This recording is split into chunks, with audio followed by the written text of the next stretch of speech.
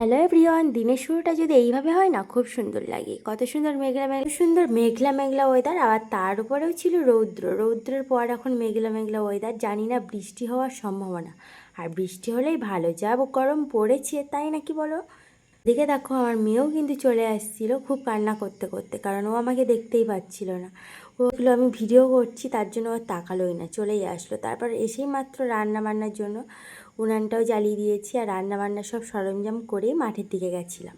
আর এখানে দেখতে পাচ্ছ, আজকে রান্না হচ্ছে মানকচু। মানকচুটাকে সবার আগে একটু ভাপিয়ে নেব, না হলে মানকচু তো গাল কিটানোর সম্ভাবনা রয়েছে। আর আমাদের বাড়ির মানকচুগুলো খুব বাজে, এরকমই লাগে।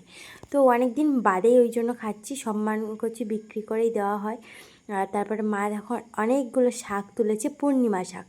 তো এই শাকগুলোর নাম তোমরা কে কোন নামে চেনো অবশ্যই কিন্তু কমেন্ট বক্সে জানাতে একদম ভুলে যেও না।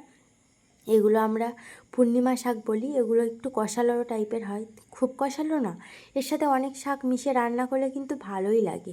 তবে তোমরা যারা যারা নতুন আমার ভিডিওটা দেখছো অবশ্যই লাইক করো। আর এর সাথে আজকে রয়েছে রান্নাতে মাশরুমগুলো এখন খোসা ছাড়াবো। তারপরে অনেকটা কাজ বাকিও রয়েছে, দুটো তিনটে তরকারিও হবে অলরেডি। এখন বসেই গেছি শাকগুলো বাছার জন্যে, আর শাকগুলো বেছে নিয়েই রান্না বান্নার জন্য বসে যাব। খুব গরমও লাগছিল, আর বাইরের রান্নাঘরেই রান্না করি তো খুব গরম লাগে। কপালের দিকটাতে পুরো ঘাম দেখো ঝরে ঝরেই পড়ছিল।